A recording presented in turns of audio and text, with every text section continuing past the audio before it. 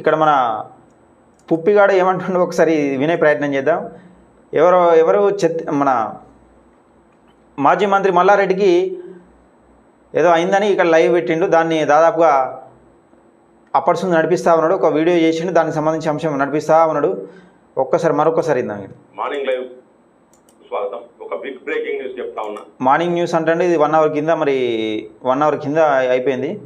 1 hour కింద అయిపోయిందంటే దాదాపుగా దీన్ని పెట్టి ఒక 5 గంటలు నడిపించింది. ఇది ఏది ఇగో big breaking news. Chakradhar Goud ఆధ్వర్యంలో కాంగ్రెస్లోకి హరీష్ రావు అని దీన్ని ఎంతసేపు నడిపించిందంటే దాదాపు ఈ అంశాన్ని అంటే చక్రధర్ గౌడ్ ఆధ్వర్యంలో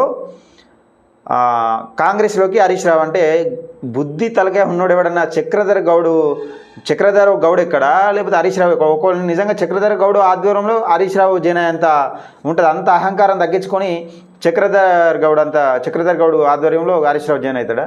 ఈ తమిళ ట్యాగ్ పెట్టిండు. దీన్ని ఒకసారి వినే ప్రయత్నం చేద్దాం. దయచేసి లైవ్ చూసిన ప్రతి ఒక్కరు లైక్ చేయండి. ఎక్కడేం లేక ఓ దిక్కుమహన్ లేదు పెట్టుకొని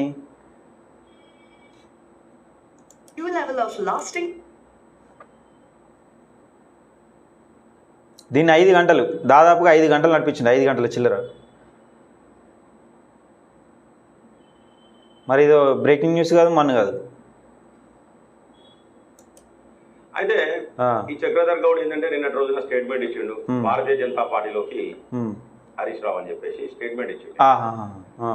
భారతీయ జనతా పార్టీలోకి హరీష్ రావు రావడం లేదు, కానీ చక్రధర్ గౌడ్ తో మాత్రం నిన్న మంతనాలు జరిపినట్టు విశ్వసనీయ సమాచారం ఉన్నది. పేట నుంచి వెళ్ళి విశ్వసనీయ సమాచారం ఉన్నది. ఇది బిగ్ బ్రేకింగ్ న్యూస్. అబ్బో. సో హరీష్ రావు కాంగ్రెస్ లో పోతున్నట్టు సమాచారం. హరీష్ రావు ఎందుకంటే ఒకసారి మాట్లాడదాం. కేసీఆర్ చక్రధర్ గౌడ్ నిజంగానే మరి ఫోన్ లావాడితే మాట్లాడదాం ఒకసారి అట్లా.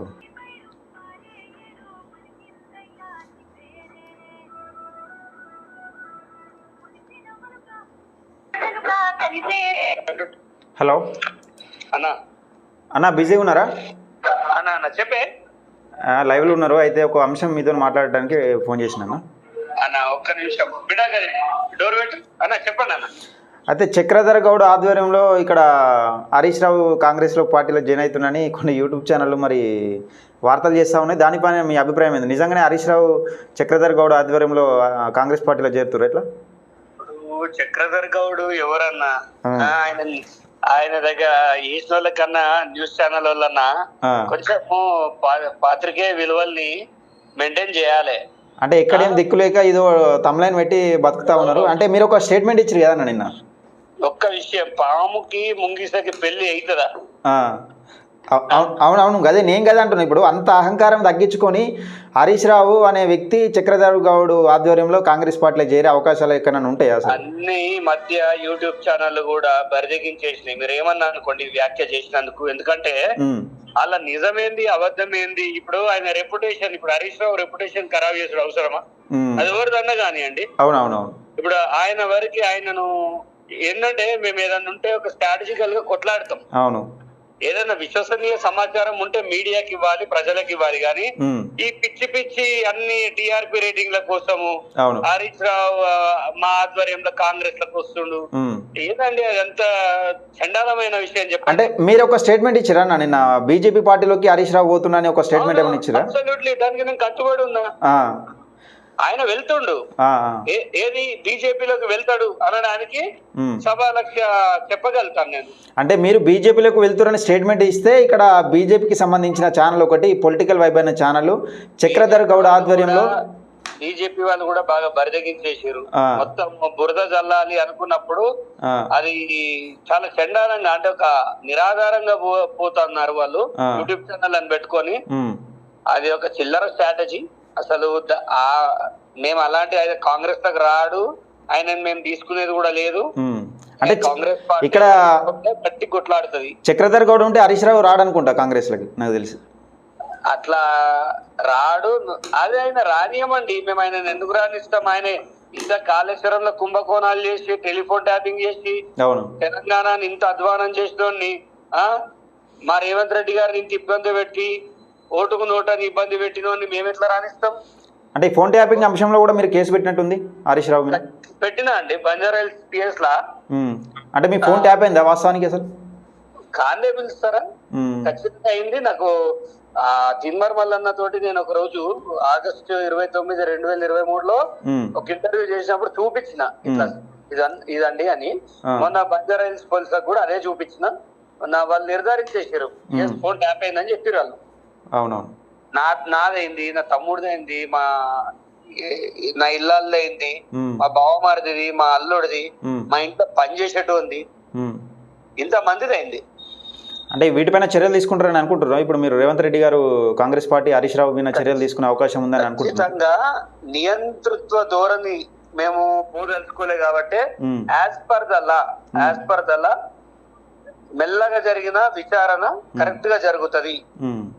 సో కక్ష సాధింపు చర్యలు అయితే రేవంత్ రెడ్డిని ఇల్లు బద్దలు కొట్టి ఎత్తుకపోయినట్టు, చక్రధర్ ఆఫీస్ బద్దలు కొట్టి చక్రధర్ని ఎత్తుకపోయినట్టు అట్లా చేసే సంస్కృతి లేదు. ఏదున్నా పారదర్శకంగా పద్ధతి ప్రకారమే పోతుంది.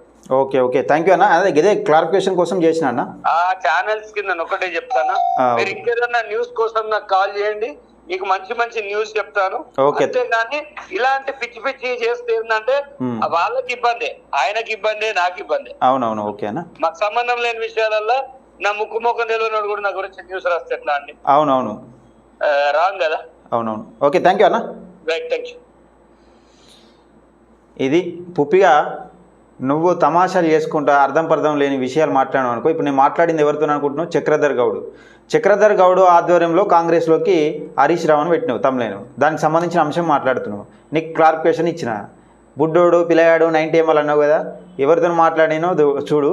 నువ్వు ఎవరితో వినిపించినావు, నువ్వు ఏం చెప్పినావు? ఒకసారి ఈ పుప్పిగాడు ఏం చెప్పిండు, ఏం మాట్లాడినా అనేది ఒకసారి వినే ప్రయత్నం చేద్దాం.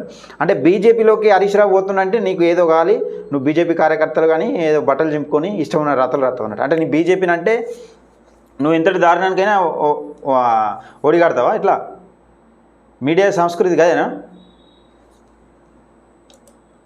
ఏం మాట్లాడతాను నేను. అదే దయచేసి లైవ్ చూస్తున్న ప్రతి ఒక్క లైక్ చేయండి బ్రదర్.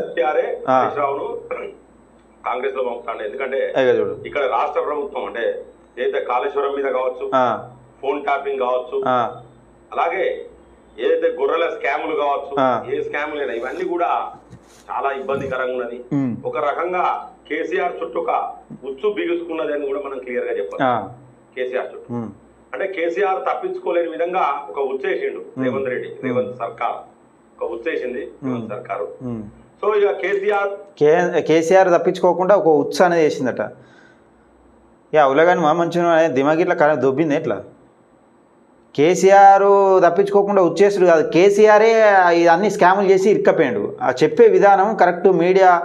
మీడియాకు సంబంధించిన ఒక ఛానల్ నడిపిస్తా ఉన్నావు, ఒక స్ట్రాటజీ మెయింటైన్ చేయి. ఇప్పటికైనా అడ్డమైన వాగుడు, మల్లనవిన వాగుడు, ఇటు ఎవరు పడతారు, చక్రధర్ గౌడ్ విన వాగుతా. చక్రధర్ గౌడ్ అంటే బీజేపీకి సంబంధించిన వార్త చదివితే బీజేపీలో ఎవరు చక్రధర్ గౌడ్ ఇప్పుడు హరీష్ రావు బీజేపీ కోతున్నానని చక్రధర్ గౌడ్ స్టేట్మెంట్ ఇస్తే దాని ఆధారంగా నువ్వు వీడియో చేయబడుతుంది. నీ దగ్గర ఏమైనా కాంగ్రెస్లో కోతున్నాను ఆధారాలున్నాయా, లేకపోతే ఊహాగానమేనా? ఇది కూడా ఇప్పుడు మాట్లాడింది ఎవరు? చక్రధర్ గౌడే కదా. మంచి క్లారిటీ ఉందా?